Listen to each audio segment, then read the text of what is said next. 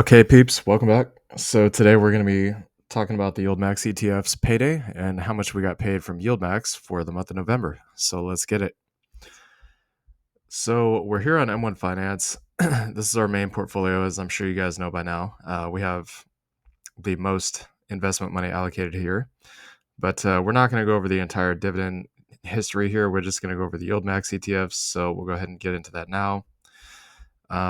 OARC paid us $4.42. We got paid 37 cents from Aptly because we don't really have that many shares of Aptly here.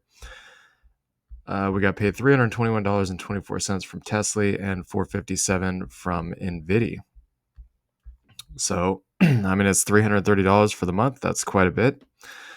It's not several thousand, but we're getting to that point in time. So, what's nice about this is that the Tesla YieldMax ETF did actually pay slightly more in terms of dividends this month, so it's really added up. I mean, that alone just gave us if we go back here through the dividend tabs, you guys will see what I'm talking about. So it gave us an extra, let's see, 317. So an extra $4 for the month. I mean, it's not much, but it's better than nothing, so we'll take it. Now, if we're going over to Robinhood here, we have not gotten paid anything from Coney. Reason being is because we sold out of our position for a profit before the X date, and we've kind of been buying crypto since, so we didn't really pick up any of this. Plus, it's sitting at $23. I'm not going to say it can't go higher, but if it pulls back, we want to be prepared for that in case it happens. So we're going to go over to OARC here. This is the OARC. They call it the Option Income Strategy ETF or Innovation Option. I'm not sure why it's called that, but I mean, it's whatever. I don't care as long as we're getting paid. So it'd be $17.77 for this one, and we got paid on the 16th. As you guys can see, that was the payment date. We actually got paid on this day on the 16th in Robinhood, whereas on M1 it says we got paid on the 16th, but it didn't actually show up until the 17th. So that would have been yesterday. So the next ETF that we got paid from was Tesla again, with $29.23, which is nice. Again, it was actually a little bit more than last month, so we'll definitely be taking that. And the next ETF would be Aptly.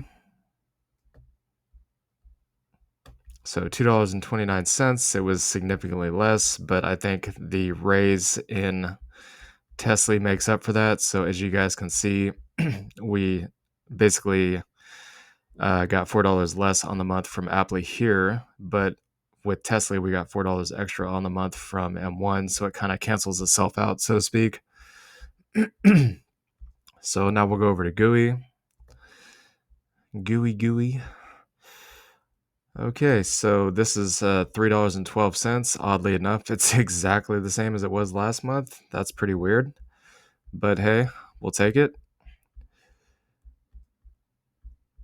So we got 312, that comes out to 52.41. And we're going to keep going down here. We got some AMZ. As you guys can see, we picked up a few more shares of AMZ. Our cost basis is only, well, I should say the market share is only slightly lower than our cost basis, so that's good. So we got 673 from AMZ. This is the Amazon version. For those of you that don't know, it's basically like the super high yielding, high dividend version of Amazon, even though they don't actually trade or own the actual Amazon shares. And so yeah, that's the YieldMax ETF dividends that we got from Robinhood. I keep thinking that we're missing some, but I remember that we actually sold FB and what was the other one? FB and Enfley. We sold those for profit, and we have not bought back since. So far, 330.60 and 59.14. Now we're going to go ahead and go to the Webull app. As you guys can see here, we have actually finally gotten paid the dividends from these.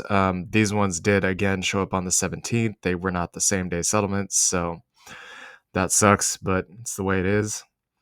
So we'll start out with 243. And we go to the next tab here. You got 32.23 from OARC.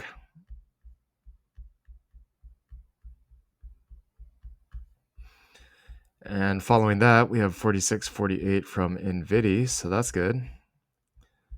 46.48. So all in total, 81.14. That's not bad. I'd definitely like to get this up for sure in the Webull app. But as you guys know, currently we are pursuing accumulating crypto because one of the main reasons is Bitcoin is pushing, towards that $38,000 level, and altcoins, at least until recently, were really starting to pop off. And we're also still looking to accumulate more LTCN and BCHG when the prices come down. They have not come down enough, in our opinion, to actually purchase more shares yet. We would like to see it at our cost basis or slightly below our cost basis, so that when we buy shares, we can get more for less money. So with that being said, our total so far for this month in dividends, we got 59.14 plus 330.60, and then you got 81.14. So 40 or 470.88 for the month. I mean, that's pretty good, but again, we'd like to get it up to, I would say, at least double that amount for the YieldMax ETFs would be good. So we're currently sitting at like around, I think it's just shy of $900 a month. Kind of the goal that we have here is we'd like to get up to, I would say, somewhere between $1,200 to $1,500 a month is a good solid number. Main reasons being is because if we can get to that point, that combined with the YouTube ad revenue and our trading income should more than cover basically all of our expenses at this point, and anything extra that we get on top of that is pretty much just icing on the cake. So with that being said, one thing I did want to point out to you guys before I go ahead and close up this video is you guys can see the clip price has appreciated quite a bit. We're at 17.27. Our average cost here is 17.92, so we're not that far off the money. If we go back, let's say, I don't know exactly how far I'd have to go back to really show you guys the impact on this. So back here a week, we were at 16.99. As you guys can see, we've gained almost a full 30 cents since then. And yes, we're aware that when the dividend comes out, the price will drop. But since we're on here, we'll just go ahead and show you guys this real quick. So let's see, clip. So we got clip here, and we're going to go out to the weekly. As you guys can see, clip has had a pretty strong weekly recovery here. We don't really even have enough data to really use the MACD here, so that's how you guys can tell this is a really big time frame. This ETF has been out for basically a year, almost a year, and there's nothing to show on the MACD. But as you guys can see, we did have a pretty substantial green candle here, so you're talking roughly about 2%. A 2% move for any stock is a pretty big move. If you get something like 10 to 15%, that's like a grand slam basically. So from the bottom to the top here, we're up roughly about 6.5%. That's a pretty substantial move. As you guys can see, we've had some of those along the way, but it hasn't really recovered. The thing to point out here is we kind of think that this may end up being what's known as a falling wedge pattern, and a falling wedge, technically speaking, is basically a bullish pattern. So we want to try to get as many touches as possible here. So let's get rid of this line. This is just a little quick TA for you guys. For those of you who don't know how to do technical analysis, this is just kind of a quick glimpse of what it looks like. So basically, the falling wedge pattern is where you have like, so it looks like a slant. Okay, so you get a slant here, and then you get a slightly less deep slant here, and the idea is that the highest probability is that falling wedges break out to the upside. They usually look something more like this, I would say, but this one's a little bit sharper, as you guys can see. So if this is the breakout point, then we're expecting a pretty substantial move to the upside. These things are typically bullish. Basically, the way that it would be measured is it would typically go to the top of the wedge. But if we were just to measure it from the start of the wedge, well, actually, I take that back. That would not even be accurate. So we'd basically have to do like this pretty much, even though it didn't start touching the bottom until right here.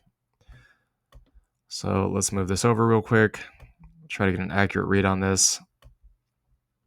So this is basically what it would actually look like. So you're taking a look at a target basically anywhere between 23.39 all the way up to, I would say, roughly about $25. Is it possible that this is going to happen? I would say yes. Is it a guarantee? No. Again, trading patterns are based on probabilities. Nothing's ever a guarantee. Nothing's 100%. It does not have to go hit that target, but there's a likelihood that it actually could hit the target. So you guys can see that we're bouncing on KWeb here. We've been bouncing for a long time, since March of 2022. It has not crashed back down to these lows yet. And as you guys can see, we kind of do have somewhat, well, no, maybe this isn't actually a wedge pattern. Never mind that. So basically,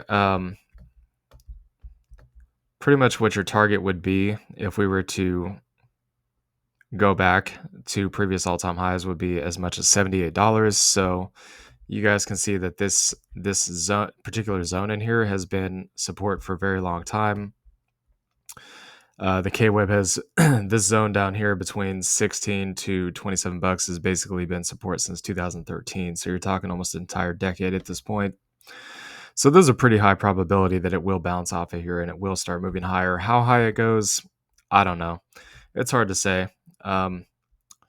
It's all based on probabilities. We just got to ride the waves and kind of see what happens between now and then when it goes back to all-time highs. But do understand that at some point the Fed will be cutting rates, and assuming that we don't have a huge market crash, the markets will inevitably melt up and go higher. So anyways, yeah, this is our video on the YieldMax ETFs Payday and how much we got paid. Hope you all enjoyed the content. Let us know what you guys are bullish on the YieldMax ETFs. And please like, comment, and subscribe, and we'll see y'all later. Peace.